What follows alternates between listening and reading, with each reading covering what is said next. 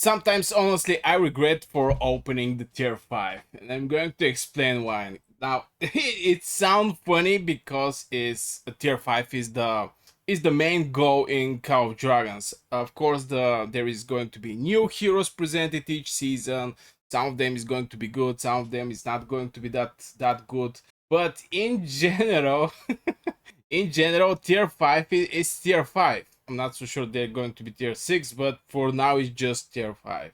And there is two main reasons I actually regret opening the tier 5. One of the reasons is it just costs so much resources. I was always expecting, maybe the tier 5, tier 4, for example, is going to cost 1 million wood, and tier 5 to cost like 2 million wood, something like this. But definitely the case is not like this. Definitely tier 5 costs like 2.5 times more, 2.5 times more resources. And if you have and even if you have a farm, your resources is going to end up very fast. So on one side you have tier 4, that exchange strongly depend. For tier 4 is strongly depend, are you actually winning the fight or you're at the losing side. If you have like you and 20 more legions as a tier 4, you're not going to get these good traits. And if you're on the side where there is a 50 legions against 10 legions, you're going to get good traits. By good traits, I mean you're going to kill more. From this, you're going to put in the hospital, which is the good traits, and also get merits. I'm talking in case where there is enough people from one of the sides, and for example 100 people from one of the sides and 100 people on the other side. So as a tier 4 players, yeah, you're not going to get that good traits as a tier 5, for sure, for sure. Your survivability are decreased, your basic status are decreased by 30%, and by decreasing the base status, the extra bonuses as percentage you're going to receive also is not going to be that much. But this is not the point. It's just 30%, the difference. Some people are saying tier 4 are same one. I even make a video, by the way, on my channel. You can go and check it out, where I test tier 4 against tier 5. And it takes 3.5 times more troops as a tier 4 to kill the tier 5 legions. But this is one on one. This is one on one.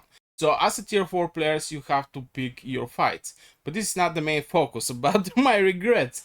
My regrets is, if you play good as a tier 4, you can have basically unlimited amount of troops. Now it sounds funny, but if you have one farm, maybe two farms, and with your main account you only farm mana, you're going to have a lot of mana, and at same time your farms is going to provide you with rest of the resources. It can be wood, it can be ore, it can be gold. So in case like this, in cases like this, you're going to have so many resources, and you're going to have so many tier 4 troops. And that's the beauty of the tier 4 players. And yesterday I was fighting and fighting over and over, and at some point I start not having troops. As a main mage account, I have like 2 million mages. By 2 million, understand I have 1 million Vestos and 1 million Celestials. And I do, my Lilia Velen is with Celestials, my Bertrand and Tocher are with Vestos. Something like this. I basically make the composition of my team. If I go only for Celestials, after this I have to go only for Vestos when my Celestials go down. And I don't want to lose the splash damage of the Lilia Velen. That's why I only put Celestials there, and the other mages go for Bertrand and Tocher, since Lilia Velen do more damage from Bertrand and Tocher, easy peasy. And I finished my troops. I was looking to heal something. Bruh, I don't remember how many Celestials. I heal like 100k, and this cost me like 10 million mana and other resources. In the same cost, I was able to heal like 300 marksmans, if I remember correctly. If I only remember correctly, but it was wild. This is one of the things that actually, and if I go for the resource healing policy, is going to be even more reduced, this thing. So as a tier 5, most likely you're going to count on your free healing, especially if you're not big spender and you don't have farms. I don't have farm, and I don't spend those resources. So yeah, maybe this is one of the reasons I little regret, and I envy a little the tier 4 players. This is one of the things. The second thing is, maybe I mentioned that, but I'm going to say it again, is the speed ups you actually have, where they go. Now, opening tier 5 is going to cost a lot of speed ups, like 5, 6, 700 days. You just have to put it to open the tier 5.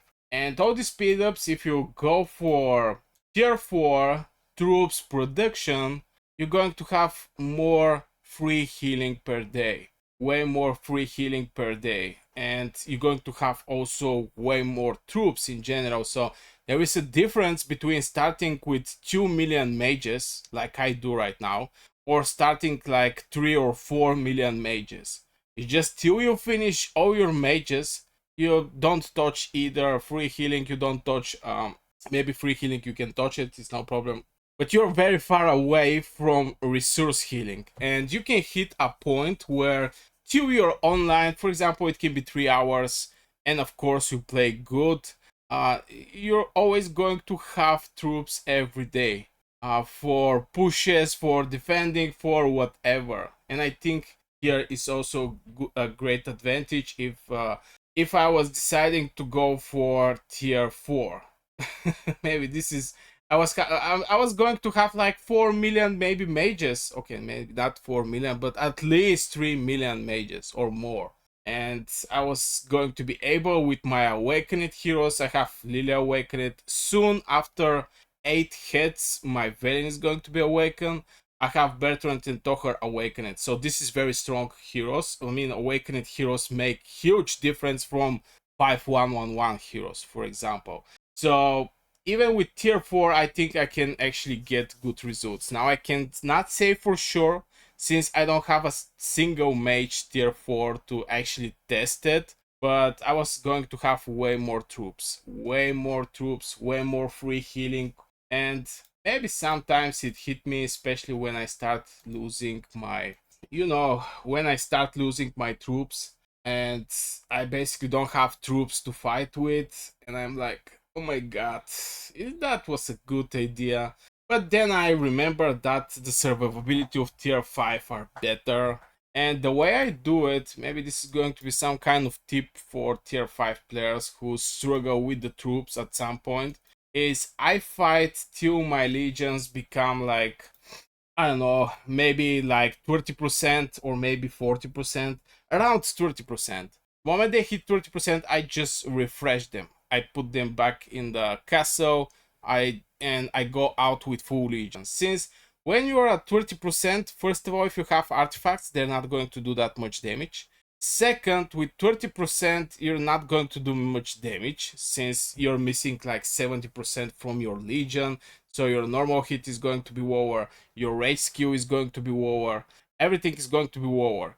And in the same time, if somebody is hitting you, you're going to put in hospital the same amount of troops if you have a full legion. So what's the point to actually keep under 30% legion on the battlefield? And like this, I save a little troops, and I have more troops to fight since, I mean, even the going back and going to the field again to fight still costs some time, but in general, this is my little trick for the tier 5.